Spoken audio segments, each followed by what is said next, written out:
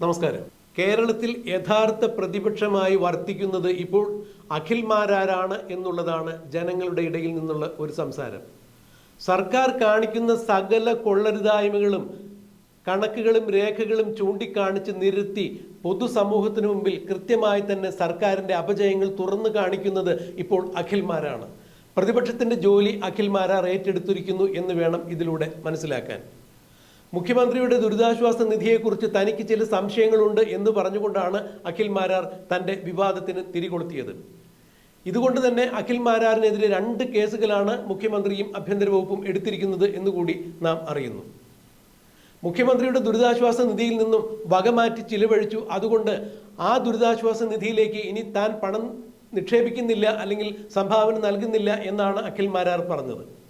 മുഖ്യമന്ത്രിയുടെ ദുരിതാശ്വാസ നിധിയിൽ നിന്നും കോവിഡ് കാലത്ത് കുടുംബശ്രീ അംഗങ്ങളുടെ കുട്ടികൾക്ക് ലാപ്ടോപ്പ് വാങ്ങി നൽകുന്നതിന് വേണ്ടി 81,43,00,000 രൂപയാണ് KSFക്ക് കൊടുത്തത് എന്നാണ് മുഖ്യമന്ത്രി മാധ്യമങ്ങൾക്ക് മുന്നിൽ വന്നു നിന്നുകൊണ്ട് പറഞ്ഞത്. എന്നാൽ മുഖ്യമന്ത്രി പറഞ്ഞത് അത്രയും കളവാണ് എന്നുള്ളതിന് രേഖകൾ സഹിതമാണ് അഖിൽ മാരാർ മാധ്യമങ്ങൾക്ക് മുന്നിൽ വന്നു നിന്നുകൊണ്ട് മുഖ്യമന്ത്രിയെയും CPMൻ്റെയും കള്ളത്തരങ്ങളെ പൊളിച്ചടുക്കിക്കൊണ്ട് മാധ്യമങ്ങൾക്ക് മുന്നിൽ കൃത്യമായ കണക്കുകൾ അവതരിപ്പിച്ചത്. മാത്രമല്ല KSEBയുടെ മാനേജിംഗ് ഡയറക്ടറുടെ PA വിളിച്ചു വരെ അദ്ദേഹം ഇക്കാര്യത്തിൽ ഈ വിവരത്തിന് കൃത്യമായ ഒരു വ്യക്തത കൂടി കൈവരുത്തിയിട്ടുണ്ടായിരുന്നു. KFCയുടെ മാനേജിംഗ് ഡയറക്ടറുടെ PA പറഞ്ഞത്, ഒരു കാരണവശാലും ലാപ്ടോപ്പ് കൊടുത്തത് സർക്കാരിൻ്റെ ഫണ്ടല്ല, ഞങ്ങൾ കുട്ടികൾക്ക് മാസം 500 രൂപ ഇൻസ്റ്റാൾമെൻറ്റ് വ്യവസ്ഥയിലാണ് ലാപ്ടോപ്പ് നൽകിയത്, സർക്കാരിന് ഇതിൽ യാതൊരു പങ്കുമില്ല, ഞങ്ങൾക്ക് തരാനുള്ള പണമാണ് സർക്കാർ തന്നത് എന്നാണ് KSFE പറഞ്ഞത്. ഇതിലൂടെ തന്നെ മുഖ്യമന്ത്രി പറഞ്ഞത് കളവാണെന്നും മുഖ്യമന്ത്രി എന്തിനാണ് ജനങ്ങളോട് ഇങ്ങനെ കളവ് പറയുന്നതെന്നും ദുരിതാശ്വാസ നിധി ഇങ്ങനെ വകമാറ്റി ചിലവഴിക്കുന്നത് എന്ന അടിസ്ഥാനത്തിലാണ് എന്നാണ് അഖിൽ മാരാർ തുറന്നടിച്ചത്. മുഖ്യമന്ത്രിയുടെ ദുരിതാശ്വാസ നിധിയെക്കുറിച്ച് നേരത്തെയും അപവാദങ്ങൾ കേട്ടിട്ടുണ്ടായിരുന്നു, ആരോപണങ്ങൾ കേട്ടിട്ടുണ്ടായിരുന്നു. തിരുവനന്തപുരം സ്വദേശിയായ ശശികുമാർ എന്ന് പറഞ്ഞ ഒരാളാണ് മുഖ്യമന്ത്രി ദുരിതാശ്വാസ നിധിയിൽ നിന്നും വകമാറ്റി ചിലവഴിക്കുന്നു എന്നുള്ളൊരു കേസ് ലോകായുക്തയ്ക്ക് കൊടുത്തിരുന്നത്.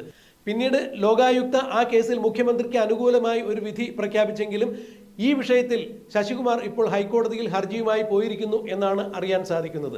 മുഖ്യമന്ത്രിയുടെ ദുരിതാശ്വാസ നിധിയിൽ നിന്നും വഴിമാറ്റി 25 ലക്ഷം ഉഴവൂർ വിജയന്റെ കുടുംബത്തിന് കൊടുത്തു എന്നുള്ളതും മുൻ ആഭ്യന്തര വകുപ്പ് മന്ത്രിയായിരുന്ന CPMൻ്റെ സമുന്നത നേതാവുമായ കോടിയേരി ബാലകൃഷ്ണന്റെ ഡ്രൈവറുടെ കുടുംബത്തിന് മുഖ്യമന്ത്രി ദുരിതാശ്വാസ നിധിയിൽ നിന്നും പണം എടുത്തു കൊടുത്തു എന്നാണ് ശശികുമാർ ആരോപണം ഉന്നയിച്ചത്. എന്നാൽ ഈ വിഷയത്തിൽ ലോകായുക്ത ഒരു വിധി പുറപ്പെടുവിച്ചത് വിചിത്രം തന്നെയായിരുന്നു. മുഖ്യമന്ത്രിക്ക് അതിനുള്ള അധികാര അവകാശങ്ങൾ ഉണ്ട് എന്നായിരുന്നു അവർ പറഞ്ഞത്. ലോകായുക്തയുടെ ഈ വിധിക്കെതിരെ തന്നെയാണ് ഇപ്പോൾ ശശികുമാർ ഹൈക്കോടതിയിൽ പോയിരിക്കുന്നത്. എന്നാൽ പറഞ്ഞു വരുന്നത് ഇതൊന്നുമല്ല, അഖിൽ മാരാരാണ് കേരളത്തിന്റെ യഥാർത്ഥ പ്രതിപക്ഷം എന്ന് തന്നെയാണ്. അഖിൽ മാരാർ മുഖ്യമന്ത്രിയുടെ ദുരിതാശ്വാസ നിധിയെക്കുറിച്ച് വിമർശിച്ച് സംസാരിക്കുമ്പോൾ പ്രതിപക്ഷ കക്ഷികൾ ഒന്നടങ്കം, അതായത് UDFകാർ ഒന്നടങ്കം തന്നെ ഇപ്പോൾ മുഖ്യമന്ത്രിയുടെ ദുരിതാശ്വാസ നിധിയിൽ പണം കൊടുക്കണം എന്ന് പറഞ്ഞ പ്ലക്കാർഡുകളുമായി ഇറങ്ങി തിരിച്ചിരിക്കുന്നു എന്നാണ് അഖിൽ മാരാർ ആക്ഷേപ സൂചകമായി തന്നെ പറയുന്നത്. അതായത് മുഖ്യമന്ത്രി ചെയ്യുന്ന അല്ലെങ്കിൽ CPM ചെയ്യുന്ന എല്ലാ കൊള്ളരുതായ്മകൾക്കും കുട ചൂടി നിൽക്കുന്ന കാഴ്ചയാണ് പ്രതിപക്ഷത്തിന്റെ ഭാഗത്തു നിന്നും ഉണ്ടായിരിക്കുന്നത് എന്നാണ് അഖിൽ മാരാർ ചൂണ്ടിക്കാണിക്കുന്നത്. എന്തായാലും ഈ മട്ടിൽ അഖിൽ മാരാർ മുന്നോട്ട് പോവുകയാണെങ്കിൽ വരുന്ന നിയമസഭാ തെരഞ്ഞെടുപ്പിൽ കൊട്ടാരക്കരയിൽ നിന്നും അഖിൽ മാരാർ മത്സരിക്കണം എന്ന് തന്നെയാണ് അഖിൽ മാരാരുടെ അടുത്ത ചില വൃത്തങ്ങൾ സൂചിപ്പിക്കുന്നത്. മാരാർ അടുത്ത തിരഞ്ഞെടുപ്പിൽ മത്സരിക്കുമോ ഇല്ലയോ എന്നുള്ളത് വ്യക്തമായിട്ടില്ല, എങ്കിലും മാരാർ മത്സരിക്കണം എന്ന് തന്നെയാണ് മാരാരുടെ അടുത്ത ആരാധക വൃന്ദങ്ങൾ എല്ലാവരും പറയുന്നത്. ഒരു സാധാരണ ചെറുപ്പക്കാരനായി തന്നെയാണ് അഖിൽ മാരാരും ജീവിതം തുടങ്ങിയത്. ആദ്യം കുറേ കാലം യൂത്ത് കോൺഗ്രസിലുണ്ടായിരുന്നു. എന്നാൽ യൂത്ത് കോൺഗ്രസിലെ പടലപ്പിണക്കങ്ങളും നേതൃനിരയിൽ നിന്നുള്ള ചവിട്ടിത്താഴ്ത്തലും കൊണ്ട് പിന്നീട് അദ്ദേഹം യുവമോർച്ചയിലെത്തി. യുവമോർച്ചയിലെത്തിക്കഴിഞ്ഞപ്പോൾ അവിടെ NSSും KPMSും തമ്മിലുണ്ടായിരുന്ന ചില തർക്കങ്ങൾക്ക് KPMSന്റെ ഭാഗത്ത് നിന്നു എന്നുള്ളതിനാൽ തന്നെ യുവമോർച്ചയിൽ നിന്നും അഖിൽ മാരാറിന് പോരേണ്ടതായി വന്നു എന്നുള്ളതാണ് അറിയാൻ സാധിക്കുന്നത്.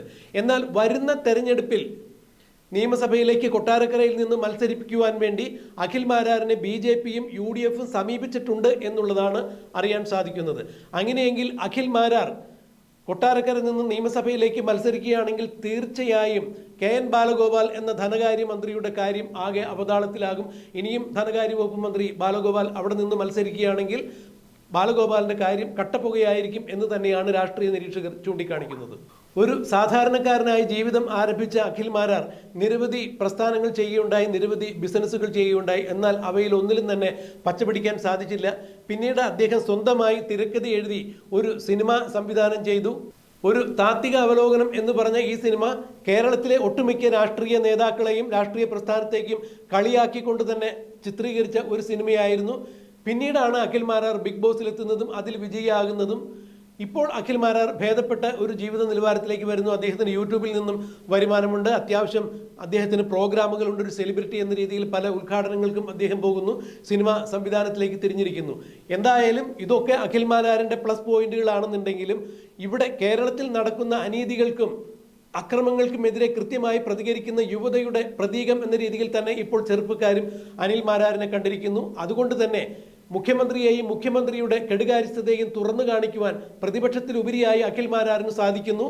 ഇക്കാരണം ഒന്നുകൊണ്ട് തന്നെ വരുന്ന നിയമസഭാ തെരഞ്ഞെടുപ്പിൽ കൊട്ടാരക്കരയിൽ നിന്നും അഖിൽ മാരാർ മത്സരിക്കണം എന്ന് തന്നെയാണ് അഖിലിൻ്റെ ആരാധകരടക്കമുള്ള ആളുകൾ പറയുന്നത്. അഖിൽ രാഷ്ട്രീയത്തിലേക്ക് വീണ്ടും വരുമോ, മത്സരിക്കുമോ ഇല്ലയോ എന്നുള്ളതെല്ലാം നമുക്ക് കണ്ടറിയാം. അങ്ങനെയെങ്കിൽ അഖിൽ രാഷ്ട്രീയത്തിൽ പ്രവേശിക്കുകയാണെങ്കിൽ UDF സ്ഥാനാർത്ഥിയായി മത്സരിക്കുമോ അതോ BJP സ്ഥാനാർത്ഥിയായി മത്സരിക്കുമോ എന്നുള്ളതെല്ലാം നമുക്ക് കണ്ടറിയാം. എന്തായാലും അഖിൽ മാരാർ CPM-ന്റെ സ്ഥാനാർത്ഥിയായി മത്സരിക്കുന്നില്ല എന്നുള്ളത് ഏതാണ്ട് ഉറപ്പായിട്ടുണ്ട്. അഖിൽ മാരാറിന്റെ രാഷ്ട്രീയ പ്രവേശനത്തിന് വേണ്ടിയാണ് കേരളത്തിലെ യുവത കാത്തിരിക്കുന്നത്. എന്താണ് സംഭവിക്കുന്നത് എന്നറിയാൻ നമുക്കും കാത്തിരിക്കാം.